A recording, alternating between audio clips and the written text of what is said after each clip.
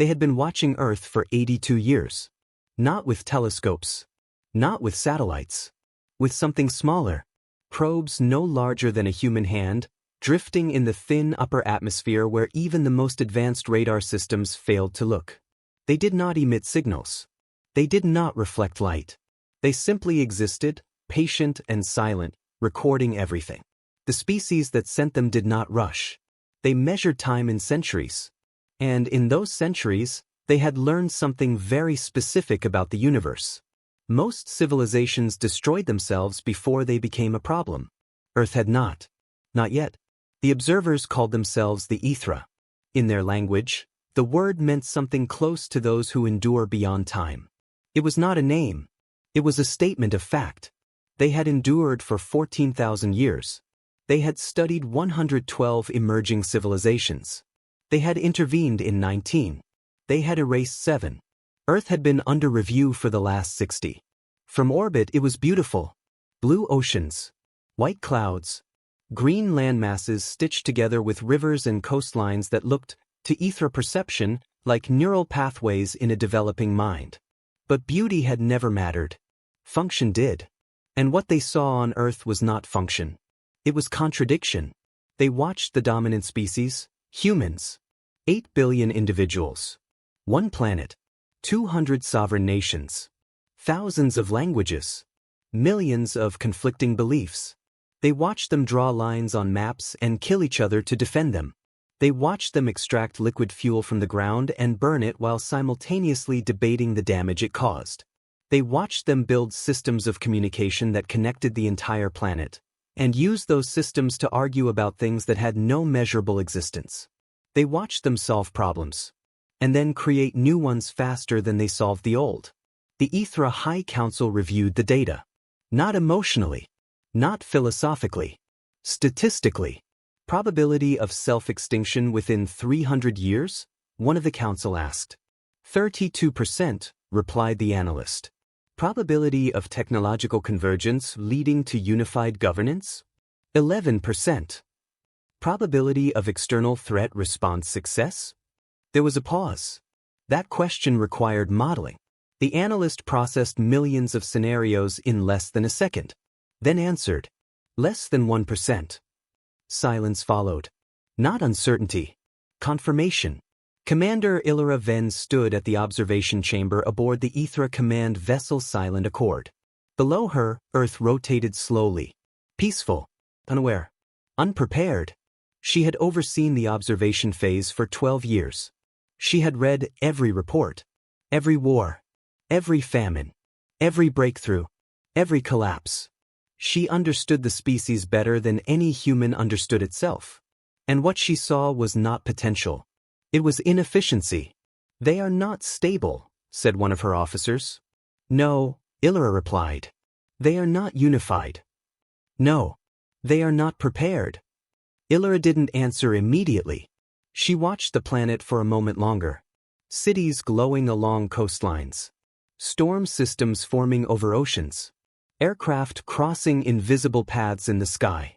Billions of lives unfolding simultaneously. Chaotic. Uncoordinated. But they are something else, she said. The officer waited. What? He asked. Illyra turned slightly, her expression unchanged. Incomplete. The word hung in the air. Not an insult. A diagnosis. The Ethra had seen this stage before. A civilization on the edge of something. Not strong. Not weak. Just not finished. On 112 worlds, this stage ended in one of two ways. Collapse. Or intervention. Earth had reached the threshold. Council directive? The officer asked. Illyra didn't need to check. She already knew. She had known the moment the probability dropped below 1%. Preparation phase, she said. The officer hesitated. That assumes they are not capable of adaptation. Illyra looked back at the planet. For a brief moment, so brief it would not have registered in any Ethra data log, something like curiosity passed through her. They are not, she said. She turned away from the window. Begin strategic modeling for planetary acquisition. Below them, Earth continued spinning. Unaware that, After 82 years of observation, it had just been classified, not as a threat, not as an equal, as a resource. And somewhere, deep in the silent systems of the Ethra fleet, a new calculation began. Not about whether humanity would survive, but how long it would take to stop it from trying. The Ethra did not rush decisions. They eliminated uncertainty. For 60 years, they had observed. For 12 more, they had modeled. Now they began to simulate. Earth appeared on the central tactical display inside the silent accord. Not as a planet, as a system. Every city mapped. Every power grid traced. Every communication line charted. Every military installation identified. Every satellite tracked. Every nation categorized. Commander Illyra Ven stood at the center of it. "Begin full-spectrum projection," she said. The simulation started. Scenario 1. Direct orbital strike. Result: 78% of human military assets destroyed in first 6 minutes. Remaining forces fragmented. Civilian infrastructure heavily damaged. Outcome: planet survivable. Population reduced. Infrastructure compromised. Rejected, Illyra said. Reason? Asked the analyst. We are not here to destroy the system, she replied. We are here to take control of it. The simulation reset. Scenario 2, coordinated atmospheric entry plus targeted strikes. Result: major population centers disabled. Military response delayed. Infrastructure mostly intact. Outcome: high probability of surrender within 72 hours. Illyra watched the numbers stabilize. Refine, she said. The system adjusted. It accounted for variables humans believed gave them strength. Nuclear weapons. Military alliances. Advanced detection systems. Space-based surveillance. Each one was tested. Each one failed. Nuclear weapons required coordination. Coordination required communication. Communication required infrastructure. Infrastructure was the first thing that would disappear. All nuclear launch probabilities dropped below execution threshold in 93% of scenarios, the analyst said. And the remaining 7%? Illyra asked. Localized detonation. No strategic impact. Illyra nodded once. Continue. The simulation ran deeper. Human military strength appeared impressive on paper. Thousands of aircraft. Hundreds of naval fleets. Millions of trained soldiers. But the Ethra did not measure strength by quantity. They measured it by cohesion. Earth had none. 203 independent command structures, the analyst said. 17 major alliances. None unified. The display split. One side showed the Ethra. One command. One strategy. Total synchronization. The other showed Earth. Fragmented. Layered. Contradictory. They prepare for war, the analyst continued, but only against themselves. Illyra almost responded. Almost. Instead, she watched a new simulation begin. Scenario 3. Infrastructure suppression. No explosions. No visible destruction. Satellites, disabled. Power grids, offline. Communication networks, silent. Cities remained intact. Buildings standing. People alive. But the system stopped. The simulation accelerated. Traffic froze mid-motion. Hospitals went dark. Financial systems collapsed. Governments attempted coordination. Human response patterns emerged. Confusion. Delay. Contradiction. Military forces mobilized. Without coordination, nations issued commands that conflicted with each other. Emergency systems activated, then failed when communication dropped. The analyst paused the simulation. Time to systemic collapse, he said. 21 hours. And organized resistance? Illyra asked. The analyst ran the projection again. 72 hours maximum, he said, assuming above-average coordination. Illyra looked at the frozen image of Earth. Cities still standing. Lights gone. Movement stalled. Probability of surrender? She asked. 87%, the analyst replied. And the remaining 13? Localized resistance. Fragmented. Non-strategic. Illyra stepped closer to the display. Zoom. The system focused on a single city. Then another. Then another. Different cultures. Different languages. Different systems. Same outcome. Silence. She turned slightly. How many civilizations have we modeled like this? She asked. The analyst didn't hesitate. All of them. And how many behaved differently? The pause. None. That was the answer that mattered. Not power. Not technology. Not numbers. Predictability. The Ethra did not conquer strength. They eliminated patterns. And humanity was a pattern. Across the chamber, another officer spoke. There is one variable, he said. Illyra looked at him. Define. Humans display irregular cooperative behavior under extreme conditions. The chamber went quiet. Clarify, Illyra said. The officer brought up historical data. Natural disasters. Global crises. War zones. In each case, humans did something inefficient. They helped each other. Shared resources. Improvised solutions. Organized without structure. Duration? Illyra asked. Temporary, the officer replied. Typically followed by fragmentation and conflict. Illyra studied the data. Spikes of cooperation. Short-lived. Unstable. Conclusion, she asked. Not a strategic concern, the officer said. Illyra nodded. Included in the model, she said. The simulation updated. The cooperation spikes appeared again. They delayed collapse. Slightly. Not enough. Final outcome unchanged. Illyra turned away from the display. Prepare the fleet, she said. No dramatic speech. No hesitation. Just a decision. The officer hesitated. Full deployment? He asked. Illyra stopped. For a planet with no orbital defense, no unified command, and no capacity to reach us, she said. A brief pause. Half the fleet, she continued. How many vessels? The officer asked. 48. The number meant nothing to humans. But within Ethra military history, it was overwhelming force. They will not fight, the analyst said. No, Illyra replied. They will not understand what is happening until it is over. She took one last look at Earth. They will attempt to resist, she added. The officer nodded. Of course. Illyra's voice remained calm. It will not matter. Across the fleet, engines that had crossed interstellar distances began to shift. Positioning. Aligning. Preparing. 48 warships moved into formation above a planet that did not know it had already been defeated. No alarms sounded. No warnings triggered. The sky remained quiet. Blue. Normal. And for the last time in its history, completely unchallenged. Begin approach sequence, Illyra said.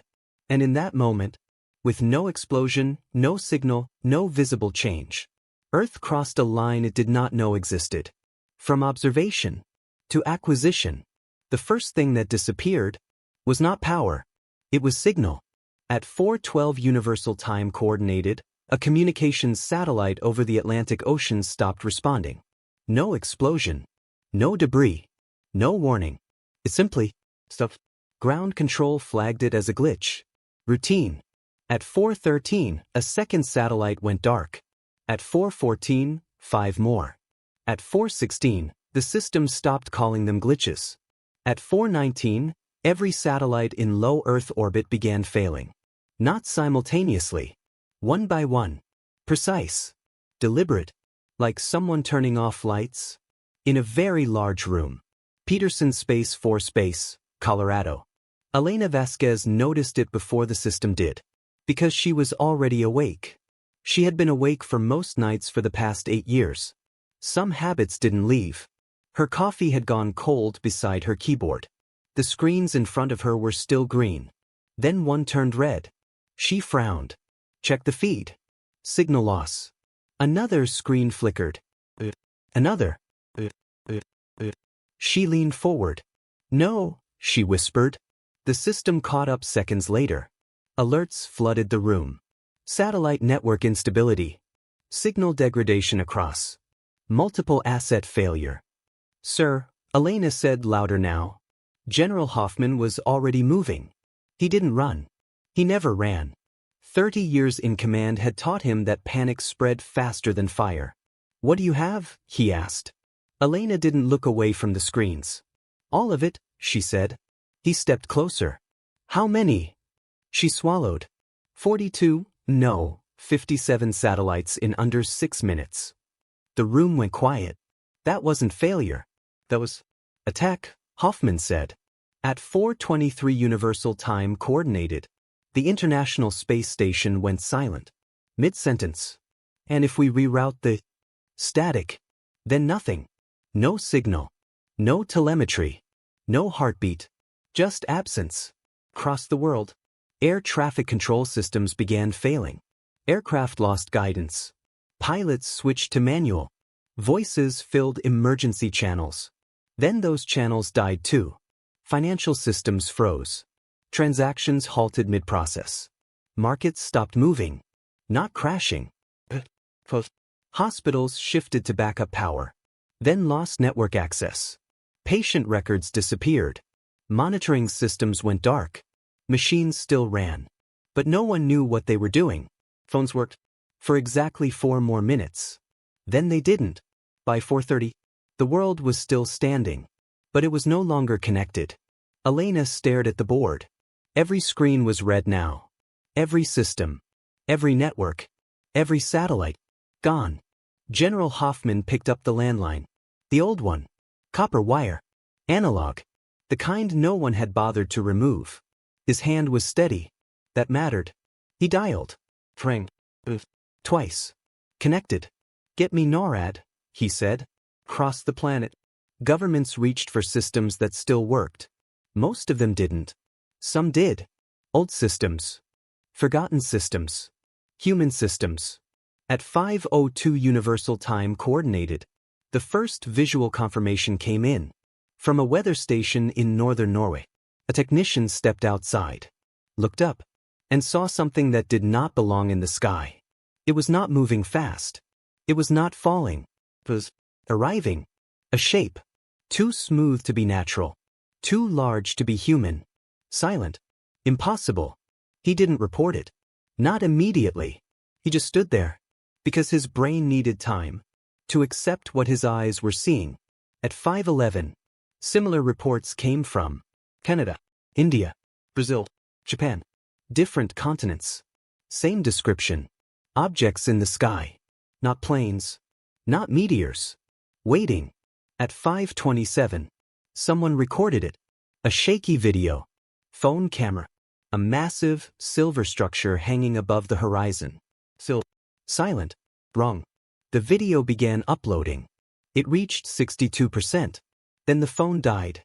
At 5:30 Universal Time Coordinated, power grids began to fail. Not explode.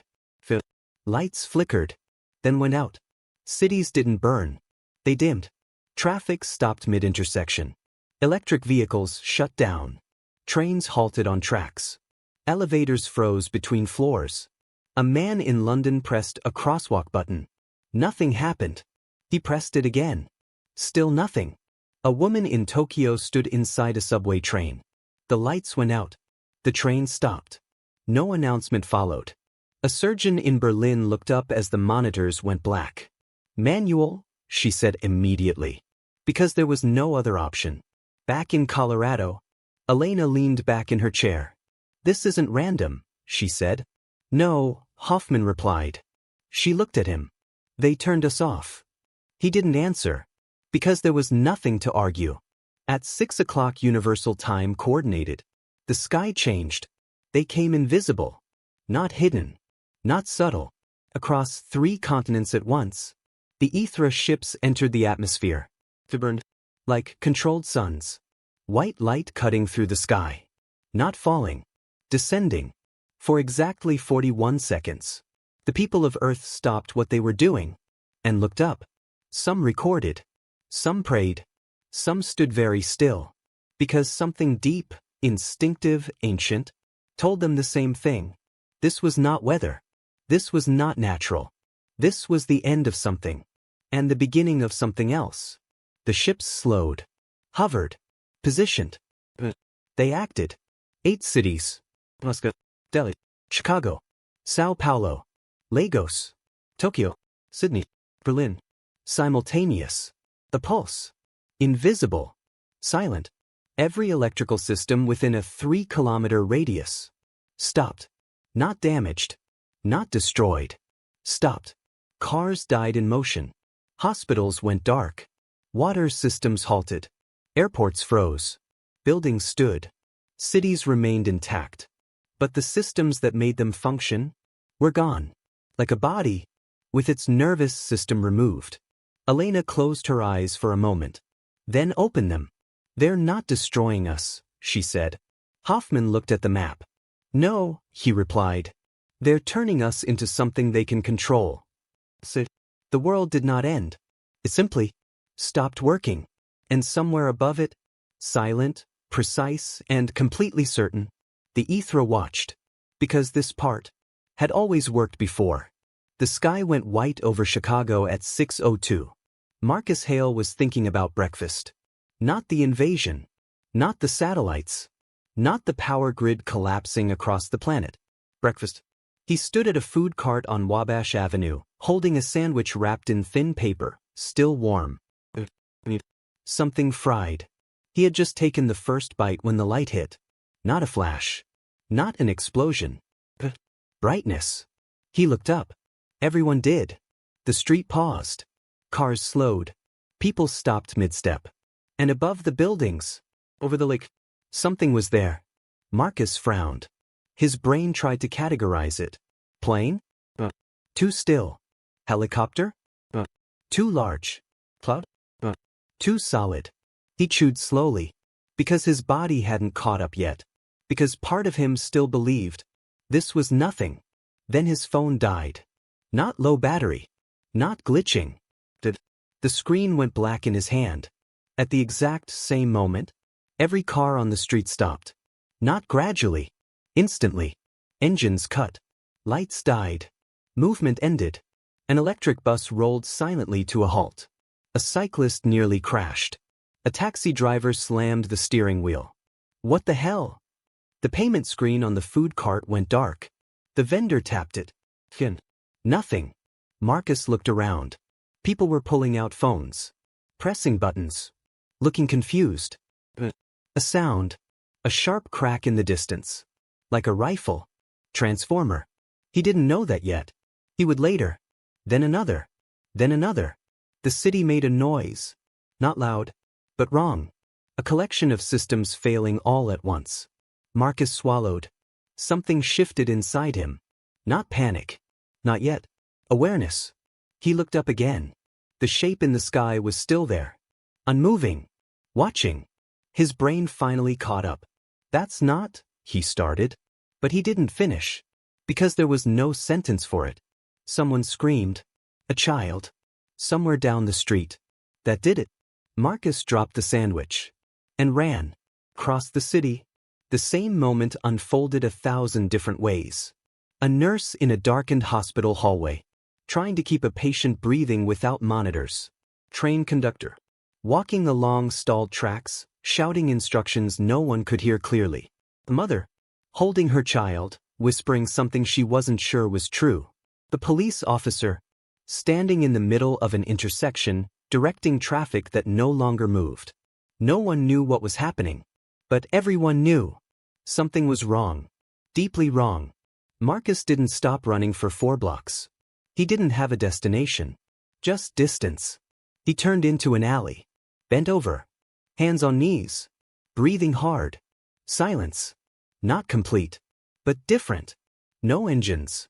No hum of electricity. No background noise of a living city. Just wind. Footsteps. Distant voices. And above it all, that thing in the sky. He leaned against the wall. Tried to think. Power's out. Phones are dead. Cars aren't working. That's not normal. He laughed once. Yeah, he said to no one. No shit. His hands were shaking. He noticed. That meant he was still thinking. He pushed off the wall. Started walking. Slower now. Looking. People were gathering in small groups. Talking. Arguing. Guessing. What do we do? No idea. Where do we go? I don't know. No answers. Marcus looked at the street, at the buildings, at the city he had lived in his entire life. It looked the same, but it wasn't, because everything that made it work was gone. Somewhere above, inside the silent accord, Commander Illyra Ven watched. Not Marcus specifically, but patterns, movement, behavior. Initial response phase, an analyst said. Confusion, disorganization, no centralized coordination. Illyra nodded slightly. Expected. Time to fragmentation? The analyst asked. She didn't answer immediately. On the display, cities pulsed with data. People moving, grouping, separating, predictable. Within hours, she said. Back on the ground, Marcus stopped again. Something caught his attention. A man, older, standing near the entrance of a small grocery store. The doors were open, lights off. Inside, people were already moving, taking things. Food, water. Marcus watched. This part, he understood. He had seen it before. Storms, blackouts. People took what they needed, sometimes more than they needed, sometimes everything. He hesitated, then stepped forward. Inside, it was quiet. No music. No humming refrigerators. Just movement. A woman grabbed bottles of water. A man filled a bag with canned food. A teenager stood frozen near the entrance. Marcus grabbed a backpack from a shelf. Filled it. Water. Food. Basic things. His hands moved automatically. Not panic. Preparation.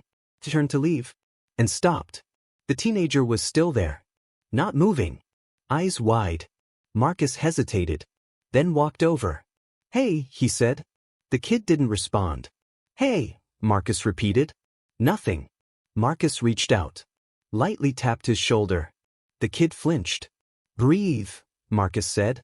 The kid looked at him. Really looked. Okay, Marcus said. A small nod. Marcus handed him a bottle of water. Start with that. The kid took it. Marcus stepped back, picked up his bag, and left. So, the sky was still wrong. The city was still broken. But something, very small, had shifted. Illyra watched the data stream. A flicker. A minor deviation. She frowned slightly. Repeat that sequence, she said. The analyst rewound the feed. Zoomed in. 2 individuals. Interaction. Resource transfer. Non-competitive.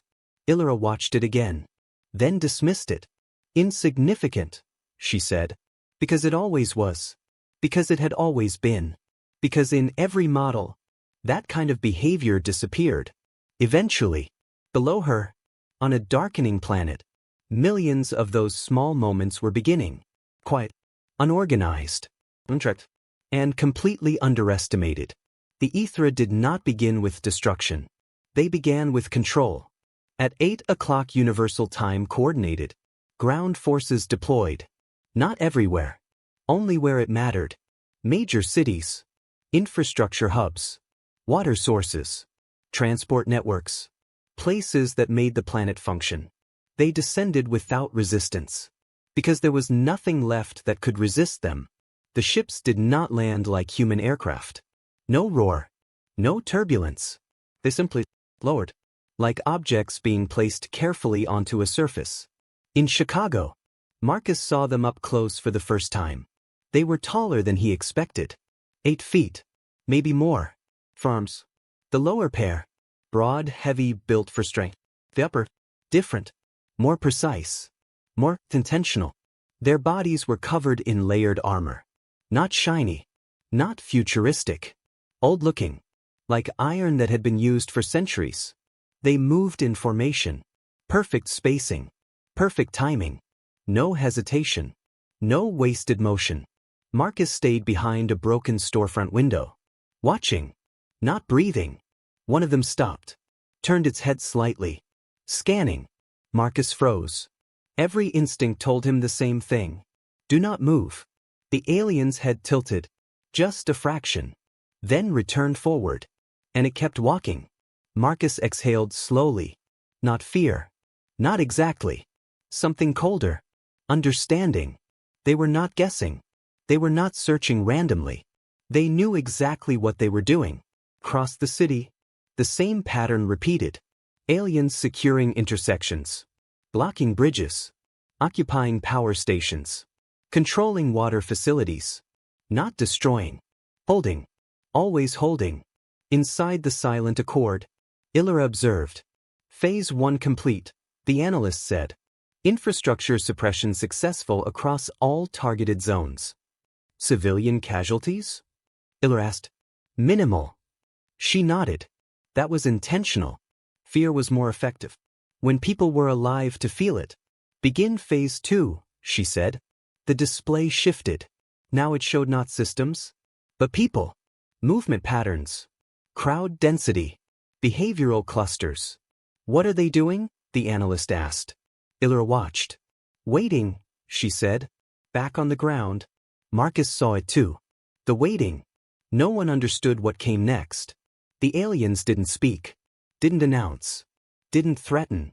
Just stood there. In control. Hours passed. No power. No communication. No direction.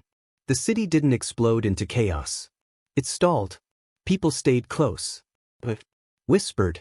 Because something about the silence felt deliberate. At 11:17, the first demonstration happened. A group of civilians approached one of the alien units. Not aggressive.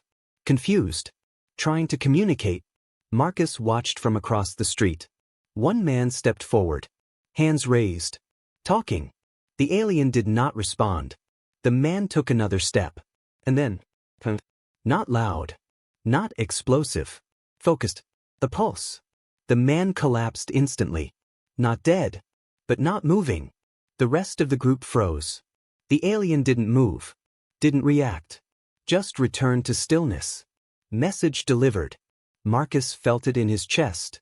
Not the sound. The meaning. Don't cross the world. Similar moments unfolded. In Mumbai.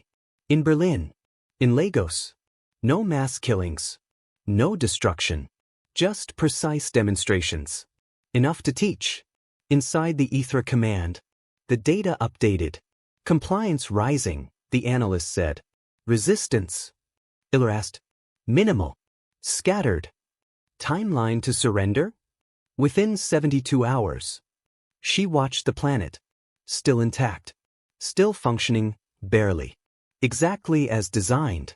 They will not fight, the analyst said. No, Ithra replied. They will wait. And waiting was the most fragile state a species could be in. Because eventually, waiting turns into something else. But the Ethra had never seen what came after. Because on 112 worlds, waiting always ended the same way. Surrender. Back in Chicago, Marcus sat on the floor of an empty apartment. Back against the wall. Bag beside him. Listening. The city was quiet. Too quiet. He looked at his hands. Still shaking. Not from running. From understanding. They're not here to kill us, he said out loud. The words felt wrong. Because somehow, that made it worse. So, the alien units stood in the streets. Perfectly still. Like they had all the time in the world. Because they did. Because in every model, this part ended quickly. Because humans always broke. They just didn't know yet. This time was different. For the first 12 hours, the model held. Confusion. Silence. Waiting. The Ethra had seen it before. A species disconnected from itself. Always did the same thing. It stalled. Then it fractured. Inside the silent accord, the data flowed cleanly. Population clusters stabilizing, the analyst reported. Panic levels decreasing. Movement becoming localized. Ithra watched the projections. Everything was aligning. Exactly as expected. Time to internal conflict? She asked. Within 18 to 24 hours, the analyst replied. Ithra nodded. That was always the next phase. Without coordination, humans turned inward. Competition. Scarcity. They would begin fighting each other. That was when collapse accelerated. But then, something small appeared in the data. An anomaly. Repeat sector scan, Ethra said. The analyst zoomed in. Chicago. Movement patterns. Clusters forming. Not unusual. Resource distribution. Food movement. Water transfer. Not random. Directed. The analyst frowned. That's inefficient. Ethra didn't respond. Run predictive outcome, she said. The system processed. Expected result. Competition, conflict, fragmentation. Actual data. Cooperation, stabilization, survival. The analyst blinked. That's not correct. Check the input, Ethra said. The system reran the sequence. Same result. On the ground, Marcus hadn't gone far. He stayed in the same building. Not because it was safe. Because moving without information felt worse. He wasn't alone anymore. 7 people. Strangers. A woman who worked in a pharmacy. A construction worker. A teacher. 2 college students. The kid from the store. No leader. No plan. Just people. In the same place. They sat in a circle. Quiet at first. Someone spoke. We should ration this, the pharmacist said, pointing at the supplies. No one argued. Marcus noticed that. No argument. No grabbing. Agreement. That won't last, he said. The construction worker looked at him. Why not? Marcus shrugged. Because it never does. The teacher shook her head slightly. Maybe it has to this time. Silence again. Not uncomfortable. Thinking. So, other groups were forming. Not organized. Not coordinated. But similar. People sharing food. Helping the injured. Blocking streets with debris to slow alien movement. No one told them to. Did it? Inside the Ethra command, the anomaly spread. Not one city. Multiple. Tokyo. Lagos. Berlin. Sao Paulo. Same pattern. Small groups. Local cooperation. Resource sharing. Improvised structure. This is temporary, the analyst said quickly. It always is. Ethra didn't answer. She was watching something else. The pattern wasn't fading. It was growing. Run long-term projection, she said. The system hesitated. Parameters unclear. Use current behavior as baseline. The system processed. Output. Stability increasing. Resistance potential rising. The analyst stepped back slightly. That's not possible. Ethra's voice stayed calm. It is happening. On the ground, Marcus noticed it too. Something changing. Not outside. Inside. The fear was still there. But underneath it, something else. Focus. The pharmacist organized supplies. The teacher started mapping nearby streets on paper. The construction worker checked the building's exits. Caleb was writing things down. What are you doing? Marcus asked. Keeping track, Caleb said. Of what? Everything. Marcus almost laughed. Then didn't. Because suddenly, that made sense. They knocked out the systems, the teacher said quietly. But not us. Marcus looked at her. What does that mean? She met his eyes. It means we are the system now. That idea. Not through networks. Through people. One group to another. One building to another. One city to another. Slow. Message. But real. Inside the silent accord, Ethra stood very still. Update surrender probability, she said. The analyst hesitated. Then answered. 79%. It had dropped. Only slightly. But it had dropped. That is within margin, the analyst added quickly. Continue observation. Ethra didn't move. She looked at the data. At the patterns forming across the planet. Insignificant. But connected. She spoke slowly. They are not waiting. The analyst looked at her. Define. Ethra's eyes stayed on the display. They are adapting. That word had never mattered before. Because no species had ever adapted fast enough to change the outcome.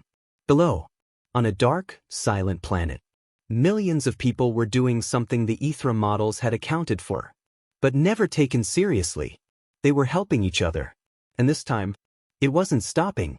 For the first time, in 14,000 years of Ethra history, the conquest model shifted. Not enough to fail. Not yet, but enough to notice.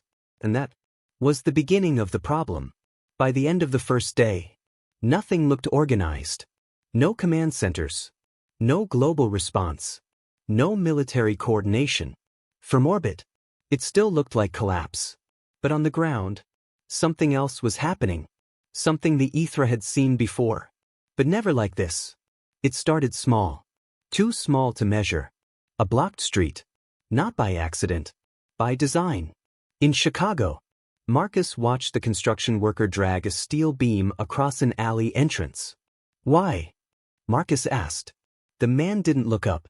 Because they walk in straight lines, he said. Marcus frowned. What? The man pointed. Down the street.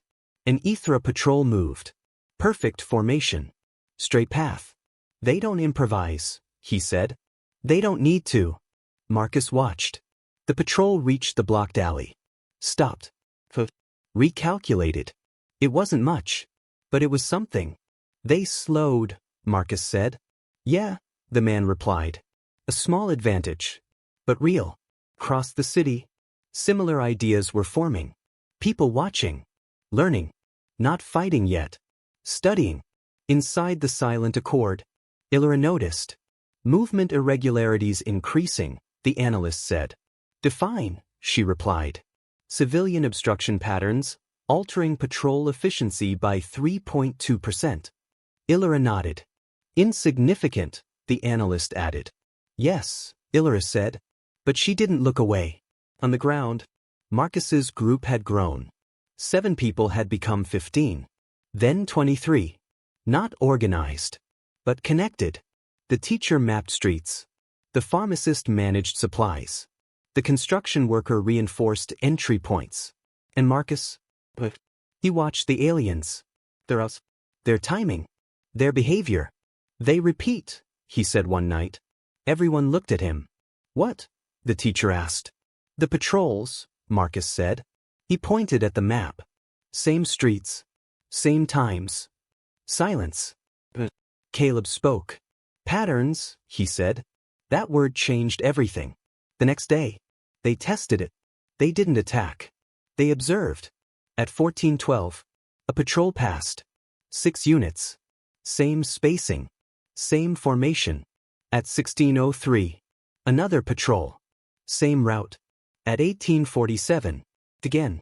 Not random. Predictable. Marcus leaned back. They're not reacting, he said. They're running a system. The teacher nodded slowly. And systems can be learned. That night, they made a decision. Not spoken. Understood. They would stop watching. And start acting. The first action wasn't an attack. It was a message. Caleb painted it on a wall near an intersection. This safe route. Avoid. Simple. Primitive. But effective. The next day, someone added another mark. Then another. Different handwriting. Same meaning. Within 48 hours, the mark spread. Across streets. Across buildings. Across the city. No communication network. No central command. But information was moving. Inside the Ethra systems, something strange appeared. Human movement efficiency increasing, the analyst said. Despite lack of communication infrastructure. Ethra stepped closer. Explain. We cannot, the analyst replied. She watched the data. Humans avoiding patrol routes. Grouping efficiently. Relocating resources. Without signals. Without systems. Without anything. The Ethra considered necessary. How? The analyst asked. Ethra didn't answer. Because she didn't know. On the ground, Marcus felt it. The shift. The fear hadn't disappeared. But it had changed. It had direction now. Rule 1, the construction worker said. Everyone looked at him. Don't be where they expect you to be. He pointed at the map. Rule 2, he continued. Be where they don't expect anyone. The pause. Rule 3. He looked at Marcus. If you hit them, don't stay, Marcus finished. Silence. Agreement. The first strike came 2 days later. Not planned. Not perfect. Opportunity. Patrol. 2 units separated from the main group. Marcus saw it. His heart started racing. Now, someone whispered. Marcus hesitated. Instinct. Logic. Something else. Decision. Now, he said. They moved fast. From 2 sides. Improvised weapons. No coordination beyond instinct. The first alien reacted. Too late. A heavy object struck its leg joint. It staggered. The second turned. But Marcus was already moving. Not thinking. Acting. Everything compressed into seconds. They ran. Didn't wait. Didn't check. Just ran. Minutes later. They stopped. Breathing hard. Shaking. What just happened? Someone said. Marcus looked at his hands. Still trembling. We hit them, he said. Back at the site. The patrol regrouped. 1 unit damaged. Not destroyed. But affected. Inside the Ethra command. Alerts triggered. Minor engagement detected, the analyst said. Damage. Non-critical. Ethra watched the replay. Humans. Moving fast. Striking. Disappearing. No formation. No strategy. By Ethra standards. But effective. She paused the feed. They are learning, she said. The analyst nodded. Still fragmented, he added. For now, Ethra replied. On the ground, Marcus sat in the dark. Heart still racing. They hadn't won.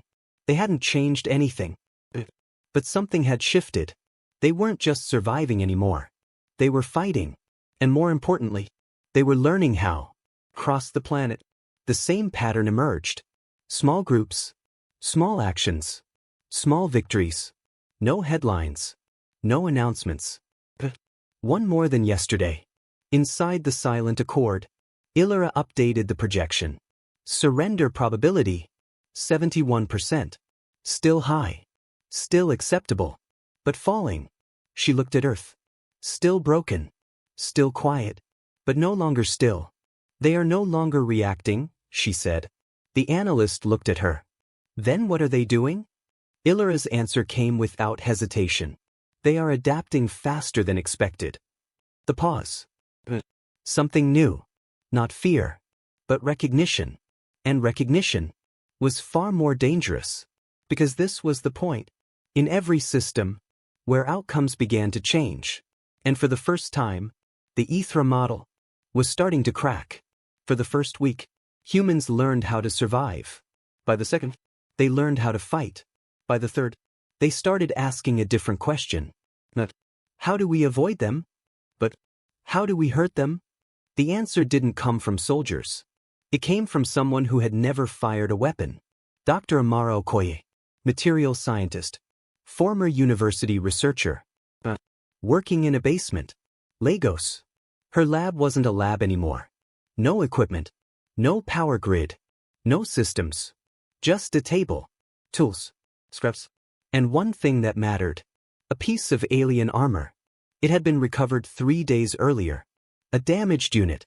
Disabled during a chaotic encounter. The armor had been cut free. With difficulty. And carried. By hand. Across a broken city. Now it sat in front of her. Silent. Unfamiliar. Amara stared at it. Not with fear. With curiosity. Show me, she whispered. She started simple. No effect. No effect. Cutting tools. Minimal surface damage. The material absorbed energy. Distributed it. Neutralized it. Of course, she said quietly. Elegant. Efficient. Unbeatable. That was the assumption.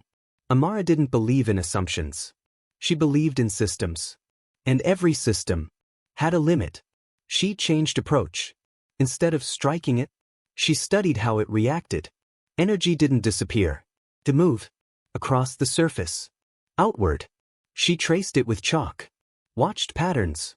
Lateral dispersion, she murmured. Which meant the armor didn't stop energy. It redirected it. That was the weakness. Not obvious. Not easy. But real. If it spreads energy.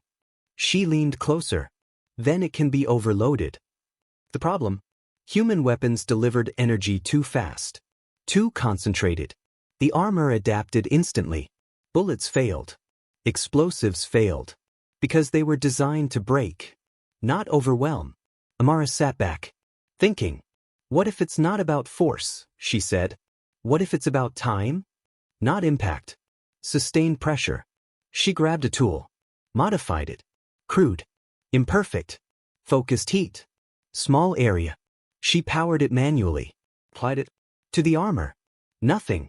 At first. But something changed. The surface shimmered. Not absorbing.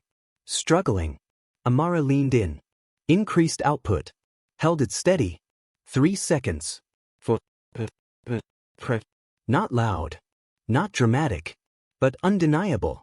The material failed. A small point. But a breach. Amara stared at it. Then laughed. Not loudly. Not emotionally. Just once. Because she had found it. Across the planet.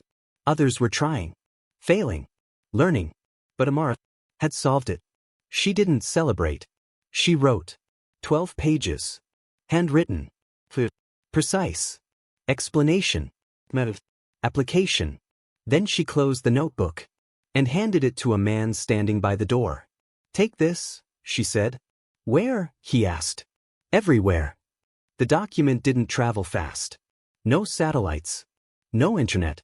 No systems. It moved the only way things moved now. Person to person. City to city. Walking. In Chicago. It arrived 17 days later. Marcus watched as Caleb flipped through the pages. What is it? He asked. Caleb looked up. Eyes wide.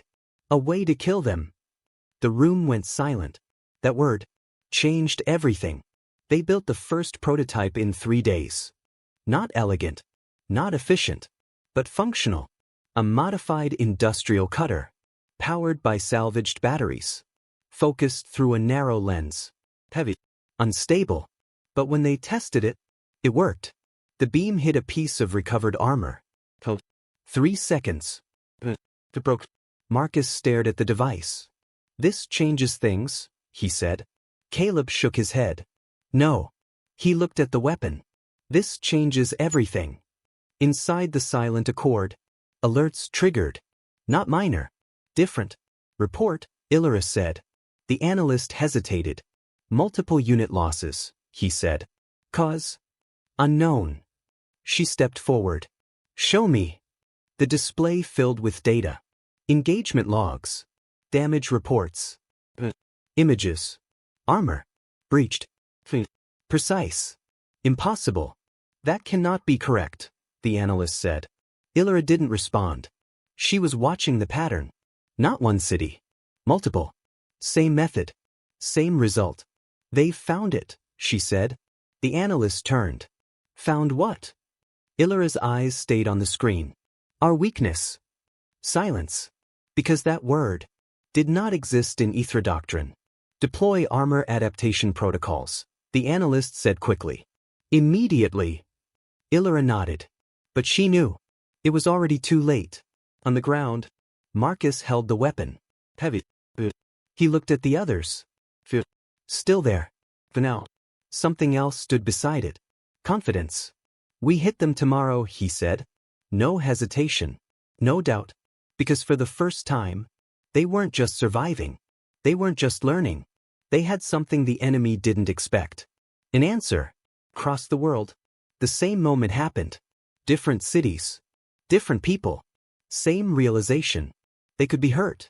And once a system can be hurt, it can be broken. Inside the silent accord, Ethra updated the projection. Surrender probability. 58%. It dropped faster this time. Not gradual. She looked at Earth. Still damaged. Still silent. But no longer weak. They've crossed the threshold, she said. The analyst looked at her. What threshold? Ethra answered quietly. The point where prey. She paused. Becomes dangerous. For the first time, the outcome was no longer certain. And that changed everything. The weapon didn't stay in one city. It couldn't. Because the moment it existed, it started moving. Not through networks. Through people. A notebook in Lagos became a prototype in Chicago. A prototype in Chicago became a refinement in Berlin. A refinement in Berlin became an upgrade in Mumbai. No central command. No official system. Just a chain. Unbroken. Hand to hand. Mind to mind. Within 3 weeks, the weapon had a dozen versions. Lighter. More stable. More precise. Different names. Same purpose. In Chicago, they called it the key, because it opened things that weren't supposed to open. Marcus held the new version. Half the weight. Twice the output. Caleb had improved the focusing system. The construction worker had redesigned the housing. The pharmacist had figured out how to stabilize the power draw. No one assigned roles. This became useful. Across the world, the same thing was happening. Doctors became engineers. Engineers became fighters. Students became strategists. People stopped asking, "What is my job?" and started asking, "What needs to be done?" Inside the silent accord, the situation no longer looked controlled. Losses increasing, the analyst said. How many? Iller asked. 22 units in the last 48 hours. Not catastrophic, but not acceptable. Pattern, she asked. The analyst hesitated. No consistent engagement pattern. That was worse, because it meant the enemy wasn't predictable. They strike. The analyst paused. Everywhere. Illyra watched the data. Cities across the planet, lighting up with resistance activity. Not coordinated, but connected. They're not fighting like an army, the analyst said. No, Illyra replied. They're fighting like a system. On the ground, Marcus saw it too. They weren't alone anymore. Not just their group. The city. Different cells. Different groups. All moving. All acting. Without ever meeting. The marks on the walls had evolved. No longer just routes. Timing. Warnings. Signals. A language. Caleb stood in front of a wall covered in symbols. They mean something different now, he said. Marcus looked at him. How? Caleb pointed. This one used to mean safe. He tapped another mark. Now it means safe for 2 hours. Marcus blinked. That's coordination, Caleb said. Without radios. Without networks. Without anything. The Ethra had disabled. They were coordinating. Inside the silent accord, the projections updated again. Surrender probability, 41%. It dropped faster now. Too fast. Escalation required, the analyst said. Deploy heavier units. Expand occupation zones. Increase suppression. No. The room went quiet. Illyra didn't look at them. That will accelerate their adaptation. The analyst hesitated. Then what do we do? Illyra watched the data. Watched the patterns spreading. They are scaling faster than we are adjusting. The pause. That is not sustainable. On the ground, Marcus's group moved differently now. Not reacting. Planning. They knew patrol routes. They knew weak points. They knew timing. 2 units at the intersection, Caleb said. 3-minute gap after rotation. Marcus nodded. Hit fast. Then move. It wasn't chaotic. It was clean. They struck. 2 precise shots. Both targets down. No hesitation. No wasted motion. They were gone. Minutes later, another group hit a different patrol. Then another. Then another. Not random. Systematic. Inside the Ethra systems, something changed. Not the numbers. The shape. The work was no longer spreading. It was converging. They're targeting infrastructure, the analyst said. Water systems. Transport routes. Energy nodes. The same things the Ethra had secured first. They learned from us, he added. Illyra didn't respond. Because she already knew. Across the planet, humans began taking ground. Not dramatically. Not visibly. But steadily. A street reclaimed. A district secured. A supply route restored. In Chicago, the west side became too costly for Ethra patrols. Not because of one battle. Because of constant loss. Every unit sent there didn't return. Inside the silent accord, the report came in.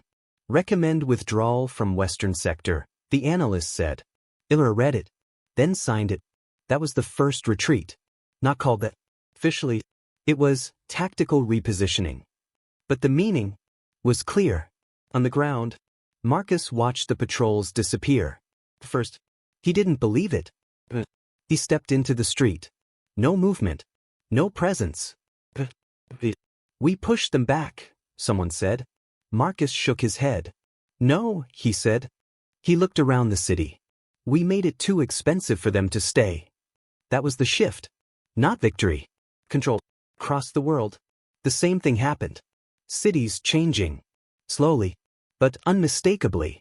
Inside the Ethra command, the final projection update came. Surrender probability, 26%. No one spoke, because they all understood what that meant. The model wasn't just wrong. It was failing. Ithra stood at the observation window. Earth turned below her. Still damaged. Still unstable. But no longer predictable. They're not slowing down, the analyst said quietly. Ithra didn't turn. No, she said. They're accelerating. For the first time, in Ethra history, a species had not only resisted conquest, it had scaled faster than the invasion itself. And that was something the Ethra had never prepared for, because they had studied humanity's chaos and called it weakness. They had not understood. It was practice. And now, the entire planet was moving as one system. And systems, when they align, are very hard to stop. The balance had shifted. Not completely. Not yet. But enough that the outcome was no longer theirs to decide. The war didn't end in a single moment. It shifted. Slowly at first. Then all at once. By month 9, the Ethra no longer controlled the planet. They occupied parts of it. But control belonged to something else. Humans. Not governments. Not nations. The network. A system without a center. Impossible to destroy. Inside the silent accord, Commander Ithra Ven stood in silence. The reports no longer surprised her. They confirmed. Losses increasing. Territory shrinking. Adaptation lagging. The model had collapsed. Not slowly. Completely. Update, she said. The analyst hesitated. Then spoke. Projected outcome, failure to achieve planetary acquisition.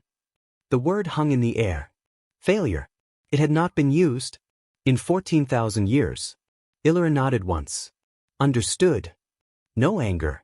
No denial. Just acceptance. Because the data was undeniable. On the ground, Marcus stood on a rooftop. The city looked different. Still damaged.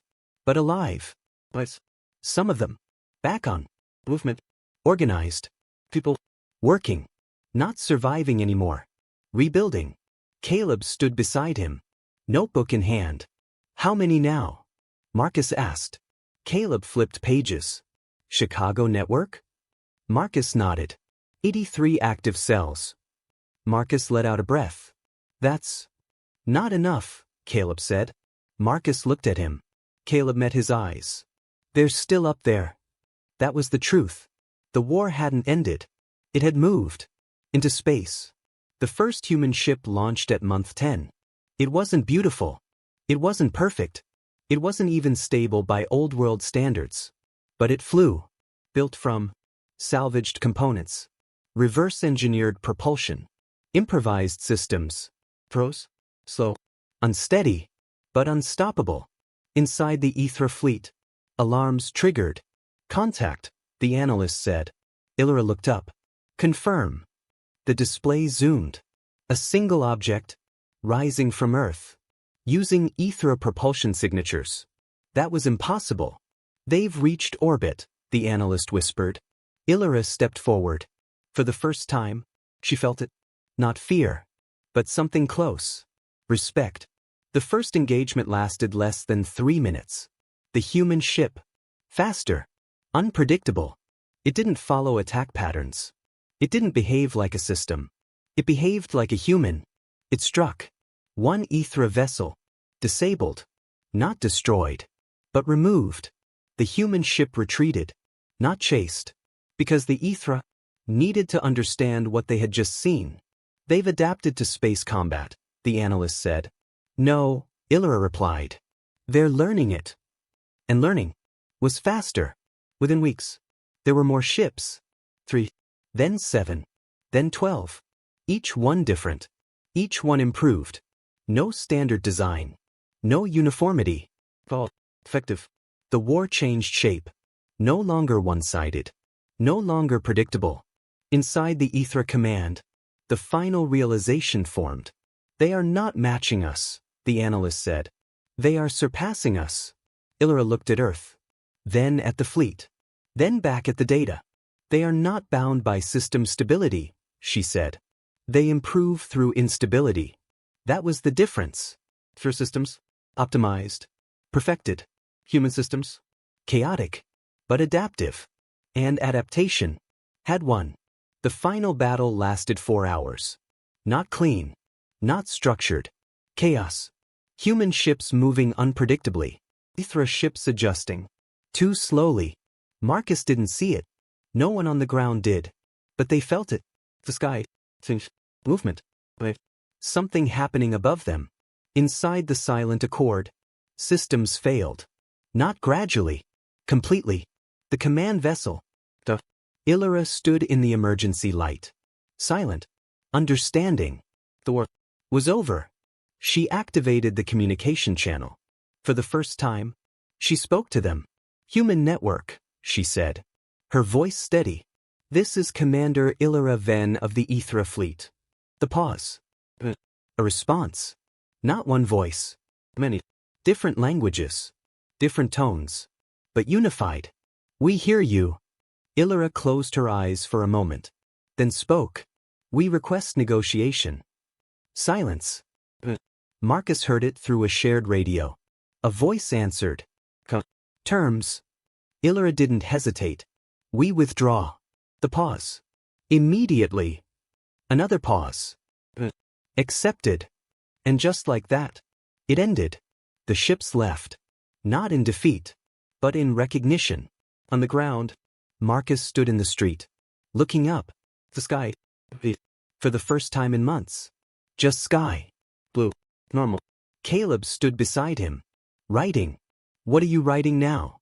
Marcus asked. Caleb didn't look up. Everything, he said. The pause. So we don't forget. Marcus nodded. Because that mattered. More than victory. More than survival. Remembering. Weeks later, a signal left Earth. Not a weapon. Not a warning. A message. Simple. Clear. We are humanity. We were studied. We were underestimated. We were almost conquered. We adapted. We learned. We resisted. We are still here. And now, we are paying attention. The signal moved outward. Into the dark. And somewhere, far beyond Earth, someone received it. And paused. Because now, they knew what humanity really was. Not weak. Not divided. But something far more dangerous. The system that never stops adapting. And systems like that change everything they touch. The war was over. But something else had just begun.